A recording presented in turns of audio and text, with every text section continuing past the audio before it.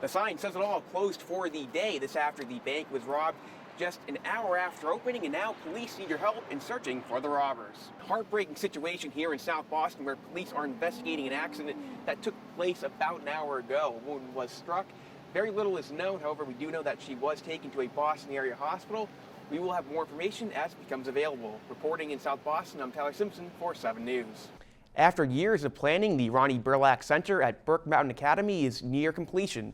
I went to Burke today to take a look.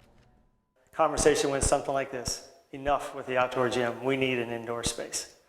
And the idea was that for 5 months in the year, our winter, we're out on the hill, but rarely would we be able to get all the students together to work out together. The center will serve 65 students that attend the academy. They also hope it will become a draw for the mountain. I would say for sure we're looking to involve how we can leverage the mountain in terms of the training hill and the training on the hill, the hotel for housing and lodging and meeting space, and then here for indoor training space. The 4,700 square foot facility is named after BMA graduate Ronnie Burlak, who died as a result of an avalanche while skiing in Austria. He would certainly be honored to have a facility like this named in his honor. Ronnie was all about the programming that's going to come out of this building. He was a real gym rat, and that's the whole purpose of this this building, is to perpetuate, that ethos, that lifestyle. There will be a grand opening ceremony on Saturday, December 17th. Only at District 3, candidates were out and about in St. Johnsbury waving signs and trying to persuade voters. This year's race for the 3rd District of Caledonia County features 5 candidates: Jansen Mulhoyt, Scott Beck, Philip Aldridge, Scott Campbell, and Corey Renor. They're vying for seats currently being held by Beck and Mulhoyt. First time through, you don't really understand a lot of what goes into an election from a candidate's standpoint. And second time through, of course, you've learned all those things, although I'm still learning a lot of things. Scott Campbell and Philip Aldridge are the newcomers in this election. For a while, I thought maybe my age would be a bit of a hindrance, but people are really excited to see someone young and energetic getting involved. I just did an interview on Kicks Radio with Sean Knight, and he was saying how most of the politicians he talks to are stodgy old folks that are obsessed with money. So I think I'm a welcome change to most people. Despite differences in age, experience, and party affiliation, many of the candidates are concerned with the same issues facing Vermont. What I heard 2 years ago is the same that I've heard this time, that people simply can't afford to live here anymore. They love St. Johnsbury, they love Vermont, but please, Jansen, please have them quit taxing more and more things. Small towns like St. Johnsbury need an emphasis on economic development. No, I think if this goes on at 5:30, it means the polls are open for another hour and a half, and just voting and citizen participation is a core piece of democracy. So if you see this and you still got an hour and a half to get down to the polls and vote. For Caledonia House District 4, there are 3 candidates in that race running for 2 seats. Incumbent Republican Marty Feltus and Dick Lawrence are being challenged by Democrat Patrick Seymour. Seymour is just 19 years old and one of the youngest candidates in the state. District 4 residents include the towns of Sutton, Burke, and Linden. 2 candidates for Vermont's Attorney General met at Johnson State College today for a forum which featured St. Johnsbury Republican Deborah Bucknam and Burlington Democrat T.J. Donovan. I was there and have all the details. The majority of today's forum was used to discuss Vermont's ongoing heroin epidemic. I agree with Deb that the Attorney General hasn't been focused as much as he should have been on the number one issue, which is the opioid crisis. Both believe in the importance of law enforcement and drug treatment programs, however they differ on the use of each. Let's focus on prevention, because prevention in the long run is going to be a lot less expensive. And law enforcement is part of prevention in the sense that you've got to make it unprofitable for these traffickers to come to Vermont. They're flooding the state because they know it's profitable. But a necessary component to a safe environment community is a treatment capability that can address people's need when they need it. Treatment on demand is something I think we should work towards in this state, and you have to advocate for it. The two candidates have different backgrounds. Bucknum has worked in the private sector as an attorney for almost 40 years, while Donovan has been the Chittenden County State's attorney for the last 10 years.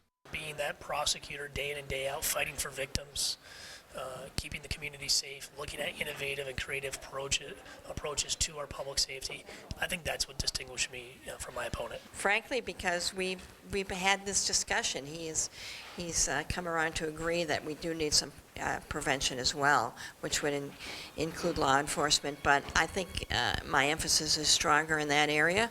I think that's what the Attorney General's job is. The two are vying for the position after current Attorney General William Sorrell decided that he would not seek re-election. Republican gubernatorial nominee Phil Scott has dropped out of the Turnbridge World Fair debate. Scott did not show up this morning, leaving Democrat Sue Mincher alone on the stage. Scott skipped the debate because the moderator failed to invite third-party candidates, which was one of the original conditions of the debate. It's all systems go at both Q Burke, Mountain, and Jay Peak Resort, according to receiver Michael Goldberg. I gave a tour to a hotel operating company, an owner that wants to possibly purchase that hotel. I expect to have a lot of interest in that. But regardless of that, that hotel will be open in the fall for the season. So it's business as usual at the J, and the Q Burke, the Burke will open and be a thriving hotel. It's a beautiful asset. Despite the guarantee that the hotel will open, there is still no time frame on when contractors and subcontractors will get paid. Right now, my primary focus is securing the assets, identifying bank accounts, cash. It's easy to identify a building. It's harder to locate bank accounts and more intangible type of assets. So right now we focus on that, and then we focus on, once we have it all secured, the next step of claims processes and distributions. Governor Shumlin says that the good news in this whole situation is that the foreign investors want the Burke Hotel to open, some even offering to infuse more capital into the project. We're obviously working with them to do everything we can to ensure that we're protecting the interests of the investors who are trying to hold on to their green cards or get their green cards granted. So the answers, they've been great. Reporting for the Vermont Center for Community Journalism, I'm Tyler Simpson in the Northeast Kingdom. With less than a week to go before the New Hampshire primary, Chris Christie made a stop at a local pub to stump for votes this morning. News 7's Tyler Simpson reports. Rainy weather didn't stop New Hampshire voters from coming out to see Chris Christie this morning. The New Jersey governor only got 1.8% of votes in Monday's Iowa caucus. Despite the poor performance, Christie is still confident that he can win in New Hampshire. Man, I've been watching the New Hampshire primary for a long time, and I don't think that's the way New Hampshire voters think. In fact, sometimes I think you look at Iowa and go, heck, we'll just go the opposite. So it's time for you all to be engaged to save the New Hampshire primary. There were questions on issues ranging from the national debt to the regulation of Wall Street and national security. The first and most important job of the President of the United States, remember, is to protect the homeland, the safety and security of the American people. And I'm the only one in this race who's fought terrorism. Christie took many questions, including one from a 10-year-old boy. He's torn between you and Donald Trump. And Trump, he sees a man that's self-funded and a man that won't let special interest groups or lobby groups in his back pocket. And when he looks at you, he sees a man that loves his country and has a big heart. You remind him a lot of Ronald Reagan. My dad's question is, how can you reassure my dad, if he gives you his vote, that you won't let lobby groups or special interest groups in your back pocket? Thank you for listening. Reporting for the Vermont Center for Community Journalism, I'm Tyler Simpson in Lebanon, New Hampshire. The hotel has not been forgotten. Those who contributed have seen little or no return on their investments, and they have not been issued their residency cards as promised. Governor Shumlin had quite a few people to thank at today's ribbon cutting. And I want to start by giving a shout out to the employees, the contractors, the investors, the folks with the vision, all the people standing here that worked so hard. One group of people mentioned by the governor were the investors. Even with the thanks, some still felt left out. Kai Chen represents several of these investors who did not wish to go on camera. They felt that the investors weren't represented, as part of the speaking group or being thanked for. So you think that the investors are being left out? Yeah, here? a little bit, yeah. Chen says very few of the investors he represents have seen any return on their investment. They're still very concerned about their original investment. And have they gotten any of their green cards yet? No. Despite investor concerns, Shumlin is still encouraging future investments in Vermont's EB-5 program. Because of the extraordinarily painful process that we've been through, we're probably a safer bet than most other EB-5 projects in America.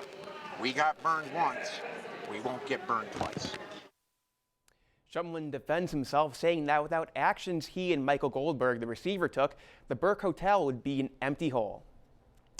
The state of Vermont is reporting that tax revenue bounced back in the month of August, coming in slightly ahead of the forecast for the month of September. The personal income tax, Vermont's largest source of revenue, collected nearly 2.5% more than expected.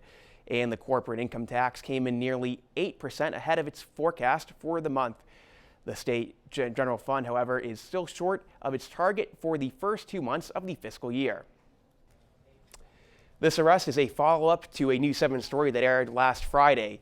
This story normally would have been followed by Alex Paddock, who died Monday. In his final piece for News 7, Paddock showed people how you might be able to spot counterfeit bills. I'm Alex Paddock in Lyndonville. Paddock wanted more from this piece. Like any good journalist, he was looking to improve the quality of the content he produced. We would like to take a moment to thank the community for all of your support.